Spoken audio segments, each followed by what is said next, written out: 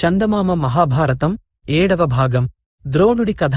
ఈ లోపల ధర్మరాజు భీముడి కోసం అంతటా వెతికాడు. భీముడి జాడలేదు. దుర్యోధనుణ్ణి అడిగితే అప్పుడే నగరానికి వెళ్ళిపోయాడు అన్నాడు. ధర్మరాజు వెంటనే నగరానికి తిరిగి వెళ్లి కొంతిని కలుసుకుని భీముడు వచ్చాడా అని అడిగితే ఆమె రాలేదన్నది. వాడు ఒకచోట పడుకుని నిద్రపోవటం చూశాను, మళ్ళీ చూస్తే అక్కడ లేడు. అంతటా వెతికాను, ఎక్కడా కనబడడు. నా ప్రయాస అంతా వృధా. ఏమైపోయాడో అన్నాడు ధర్మరాజు. కుంతికి దుఃఖం వచ్చింది. నువ్వు నీ తమ్ములు 4 దిక్కులా వాడికోసం వెతకండి నాయనా అని ఆమె ధర్మరాజును పంపేసి విదురుణ్ణి పిలిపించి మిగిలిన వాళ్లతో ప్రమాణకోటి స్థలానికి వెళ్లిన భీముడు తిరిగి రాలేదు. ధర్మరాజు ఎంత వెతికినా వాడు కనిపించలేదుట. దుర్యోధనుడికి వాడంటే అమిత ఈర్ష్య. వాడి ప్రాణాలు తీశాడో ఏమోనని భయంగా ఉన్నది అన్నది. నాతో అంటే అన్నావు, ఈ మాట మరెక్కడా అనకు. దుర్యోధనుడు పరమ దుర్మార్గుడు. ఈ మాట వింటే వాడు నీ మిగిలిన కొడుకులను బతకనివ్వడు. అది చూసుకో. అయినా భీముడి ప్రాణాలకేమీ భయం ఉండదులే. నీ కొడుకులందరూ దీర్ఘాయువులు అని విదురుడు కుంతిని ఊరడించి వెళ్లిపోయాడు. అక్కడ నాగలోకంలో భీముడు 8 రోజులు నిద్రపోయి మేలుకున్నాడు. అప్పుడు నాగులు అతనితో, నువ్వు తాగిన దివ్యరసం ఇప్పుడు జీర్ణమైంది. నీకిక 1000 ఏనుగుల బలం ఉన్నది. గంగలో స్నానం చేసి నీ తల్లిని, తోబుట్టువులను చేరుకో అన్నారు. వాళ్లు భీముడి చేత గంగలో స్నానం చేయించి కట్టుకోవటానికి పట్టుబట్టలిచ్చి అనేక ఔషధులు చేర్చి తయారు చేసిన పరమాన్నం పెట్టి అనేక నగలతో అలంకరించారు. తర్వాత ఒక నాగుడు భీముణ్ణి ప్రమాణకోటి స్థలంలో ఒక వనానికి మోసుకువచ్చాడు. భీముడు తనను సాగనంపవచ్చిన నాగుల వద్ద సెలవు పుచ్చుకుని హస్తినాపురం చేరి తల్లికి, అన్నకు నమస్కరించి తమ్ముళ్లను కౌగలించుకున్నాడు. అతని రాకతో అందరి విచారం తీరిపోయింది. భీముడు తల్లితో తనను దుర్యోధనుడు చంపాలని విషాహారం పెట్టటము, కాళ్లు చేతులు కట్టి నదిలోకి తొయ్యటము, నాగలోకంలో తన అనుభవాలు చెప్పాడు. అది మొదలు పాండవులు ఒకరినొకరు 1000 కళ్లతో కాపాడుకుంటూ వచ్చారు. దుర్యోధనుడు పాండవులకు ద్రోహం చేయటానికి చేసిన ఆలోచనలను విదురుడు భగ్నం చేస్తూ వచ్చాడు.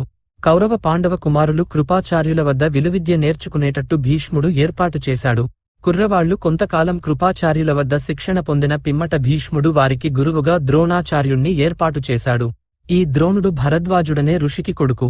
అతను పెరిగి పెద్దవాడై వేదవేదాంగాలను పూర్తిగా చదివి అస్త్రవిద్యలో అగ్నివేశుడనే వాడి వద్ద శిష్యుడుగా చేరి ఆగ్నేయాది అస్త్రాలను సంపాదించాడు. అగ్నివేశుడి వద్దనే మరొక శిష్యుడు కూడా ఉండేవాడు. అతను పృషతుడి కొడుకు ద్రుపదుడనేవాడు. ఇద్దరూ ఒక గురువు దగ్గర శిష్యులు కావటం చేత ఇద్దరికీ స్నేహం కుదిరింది. కొంతకాలానికి పాంచాల రాజైన పృషతుడు చనిపోగా ద్రుపదుడు పాంచాల దేశానికి రాజ్యాభిషేకం చేసుకున్నాడు. ద్రోణుడి తండ్రి అయిన భరద్వాజుడు కూడా పోయాడు. తర్వాత ద్రోణుడు కృపాచార్యుడి చెల్లెలైన కృపి అనే ఆమెను పెళ్లాడాడు. వారిద్దరికీ అశ్వత్థామ అనే కొడుకు కలిగాడు. ద్రోణుడు సంసారం ఇదే ప్రయత్నంలో సంపాదన మార్గం చూసుకోవలసి వచ్చింది. పరశురాముడు బ్రాహ్మణులకు అడిగినంతగా దానాలు చేస్తున్నాడని విని ద్రోణుడు అక్కడికి వెళ్లాడు. పరశురాముడు ద్రోణుడితో, నాయనా, నాకున్నదంతా బ్రాహ్మణులకు ఇచ్చేశాను. భూమి అంతా కశ్యపుడికి ఇచ్చాను. ఇక నా వద్ద అస్త్రాలు తప్ప మరేమీ లేవు అన్నాడు. ఆ అస్త్రాలనే నాకు దయచేయించండి అన్నాడు ద్రోణుడు. పరశురాముడు ద్రోణుడికి తన వద్ద ఉన్న అస్త్రాలన్నీ ఇచ్చేస్తూ వాటిని ఎలా ప్రయోగించాలో, ఎలా ఉపసంహరించాలో శాస్త్రోక్తంగా చెప్పాడు. తర్వాత ద్రోణుడు తన పూర్వ స్నేహితుడైన ద్రుపదుడు తనకు సహాయపడతాడనే ఉద్దేశంతో అతని వద్దకు వెళ్లాడు. రాజయ్యాక ద్రుపదుడికి కళ్ళు నెత్తికొచ్చాయి. అతను ద్రోణుణ్ణి చూసి, నువ్వెవరో నేనెరగను, వెళ్ళు వెళ్ళు అన్నాడు. అవమానం పొందిన ద్రోణుడు హస్తినాపురానికి తిరిగి వచ్చి తన బావమరిది కృపాచార్యుడి చాటున అజ్ఞాతంగా ఉంటూ వచ్చాడు. అలా ఉండగా ఒకనాడు కౌరవకుమారులు నగరం వెలుపల బంతి ఆడుతుండగా బంతి ఒక బావిలో పడింది. దానిని పైకి తీయటం వారికి సాధ్యం కాలేదు. ఆ సమయంలో ద్రోణుడు వాహ్యాళికి అటుగా వచ్చాడు. కుర్రవాళ్లు అతని చుట్టూ మూగి ఎలాగైనా బావిలో నుంచి బంతిని పైకి తీసిపెట్టమని బతిమాలారు. అబ్బాయిలు, మీరందరూ భరత వంశాంకురాలు, అందులోనూ కృపాచార్యుడి శిష్యులు. బావిలో నుంచి బంతిని తీయలేకపోతున్నారా? ఈ నా ఉంగరాన్ని బావిలో వేసి దాన్ని, మీ బంతిని కూడా తీస్తాను, చూసుకోండి అంటూ ద్రోణుడు తన ఉంగరాన్ని బావిలో వేశాడు. ధర్మరాజు ద్రోణుడితో, ముసలి బ్రాహ్మడా, ఈ పని చేశావంటే కృపాచార్యుల వారు నీకు యావజ్జీవం భోజనం ఏర్పాటు చేస్తాడు అన్నాడు. చూస్తూ ఉండండి అంటూ ద్రోణుడు ధనుర్బాణాలు తీసుకుని ఒక బాణాన్ని బంతిలో అడుకునేటట్టు కొట్టాడు. తర్వాత వరుసగా బాణానికి బాణం తగులుకునేటట్టు చేసి ఆ బాణాల తాడుతో బంతిని పైకి తీశాడు. పిల్లలందరూ ఆశ్చర్యపోయి, ఉంగరాన్ని కూడా తీయి అన్నారు.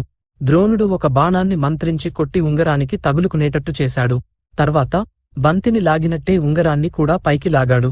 పిల్లలందరూ ఈ అద్భుతం చూసి దిగ్భ్రమ చెంది ఒక్కసారిగా ఆయనకు నమస్కారాలు చేసి స్వామీ, అటువంటి శక్తి మేమెక్కడా చూడలేదు. మీరెవరు? మా వల్ల మీకేను ఉపకారం కావాలి అని అడిగారు. మీరు పిల్లలు, నా గొడవ మీకెందుకు? ఈ సంగతి మీ తాతగారైన భీష్ముడికి చెప్పండి. నా సంగతి ఆయనే విచారిస్తాడు అన్నాడు ద్రోణుడు. పిల్లల ద్వారా భీష్ముడు సంగతంతా తెలుసుకుని ద్రోణుణ్ణి సాదరంగా నగరానికి ఆహ్వానించి, మీరు హస్తినాపురానికి రావటానికి కారణమేమిటి అని అడిగాడు. ద్రోణుడు తన పుట్టుపూర్వోత్తరాలు చెప్పి, మా తండ్రి నన్ను కృపాచార్యుడి చెల్లెలిని పెళ్లాడమని ఆదేశించి చనిపోయాడు. నేనలాగే చేసి అశ్వత్థామను కన్నాను. తన తోటి వాళ్లు ఆవుపాలు తాగుతుంటే నా కొడుకు తనకు కూడా ఆవుపాలు కావాలని ఏడ్చాడు. ఆవును సంపాదించటం నాకు సాధ్యం కాక నీటిలో పిండి కలిపి అవే ఆవుపాలని ఇస్తే నా కొడుకు సంతోషంతో తాగుతూ వచ్చాడు. మా ఆశ్రమంలో వాళ్లు నా బీద స్థితిని చూసి నిందించారు. నాకు నా సహపాఠి అయిన ద్రుపదుడు గుర్తువచ్చాడు. చిన్నతనంలో అతను తనకు రాజ్యం వస్తే దాన్ని నాకిస్తాననేవాడు. అతని సహాయం ఆశించి పాంచాల దేశం వెళ్లి అతనికి మా పాత స్నేహం గుర్తుచేశాను. రాజ్యమదాంధుడై అతను రాజైన తనకు పేద బ్రాహ్మణుడినైన నాకు స్నేహమేమిటన్నాడు. నన్ను ఎరగనన్నాడు. కావలిస్తే ఒక పూట భోజనం పెడతానన్నాడు. నాకు మండిపోయింది. భార్యను, కొడుకును వెంటబెట్టుకుని ఈ కురుదేశం వచ్చాను. మీరు పిలవనంపగా వచ్చాను. ఏమిటి తమ ఆజ్ఞ అన్నాడు. మీరు కురుదేశం రావటం మా పిల్లల సుకృతం. మీకు కావలసిన సుఖాలన్నీ అమర్చుతాను. మిమ్మల్ని రాజుగా భావించి మీ ఆజ్ఞలు శిరసావహిస్తాము అని భీష్ముడు కొద్ది రోజుల అనంతరం ఒకనాడు కౌరవ, పాండవ కుమారులందరినీ ద్రోణుడికి శిష్యులుగా సమర్పించాడు. ద్రోణుడు కుర్రవాళ్లనందరినీ చేర్చి, మీకు నేను విలువిద్య చెప్పటం పూర్తి అయినాక నా పని ఒకటి చేసి పెట్టవలసి ఉంటుంది అన్నాడు.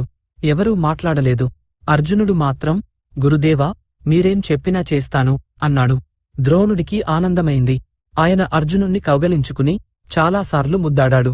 ద్రోణుడి దగ్గర ధృతరాష్ట్రుడి కొడుకులు, పాండురాజు కొడుకులు మాత్రమేగాక హస్తినాపురానికి వచ్చి ఉన్న యాదవ కుమారులు కూడా శిష్యులుగా చేరి విలువిద్య నేర్చుకున్నారు. సూతుడి ఇంట పెరిగిన కర్ణుడు కూడా ద్రోణ శిష్యుడయ్యాడు. అప్పటినుంచి కూడా కర్ణుడికి దుర్యోధనుడంటే అభిమానం. అవకాశం దొరికినప్పుడల్లా పాండవులను హేళన చేసేవాడు, అవమానించేవాడు. ద్రోణుడు చెప్పిన విధంగా అస్త్రప్రయోగాలను సామర్థ్యంతో చేస్తూ వచ్చినవాడు ఒక్క అర్జునుడే.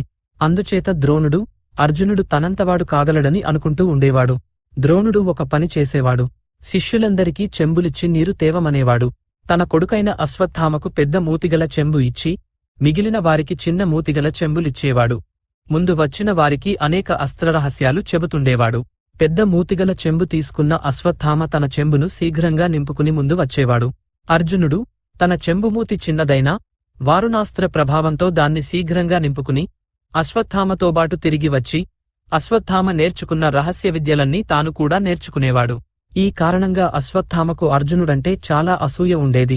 ద్రోణుడి ఇంట ఒక రాత్రి శిష్యులంతా భోజనం చేస్తుండగా గాలికొట్టి దీపం ఆరిపోయింది. అందువల్ల భోజనం చేయటానికి ఏమీ ఇబ్బంది కలగకపోవటం గమనించి అర్జునుడు, అభ్యాసం వల్ల గదా చీకటిలో అన్నం తినగలుగుతున్నాను, చీకటిలోనే విలువిద్య ఎందుకు అభ్యసించకూడదు అనుకుని అభ్యాసం ప్రారంభించాడు. ఒక రాత్రి ద్రోణుడికి ధనుష్టంకారం విని నిద్రాభంగమైంది. ఆయన లేచివచ్చి అర్జునుడు చీకట్లో విలువిద్యాభ్యాసం చేస్తూ ఉండటం గమనించి కౌగలించుకుని, నాయనా, నీతో సమానమైన విలుకాడు మరొకడు లేడనిపించేలాగా నిన్ను తయారు చేస్తాను అన్నాడు. అన్న విధంగానే ఆయన అర్జునుడికి దొమ్మియుద్ధం ఎలా చేయాలో, రథాల మధ్య, ఏనుగుల మధ్య, నేలపై నిలబడి ఎలా యుద్ధం చేయాలో, గదలు మొదలైన వాటితో యుద్ధం ఎలా చేయాలో వాటిలోని రహస్యాలన్నిటితో సహా నేర్పాడు. చందమామ మహాభారతం 7వ భాగం సంపూర్ణం. ప్రస్తుతానికి స్వస్తి.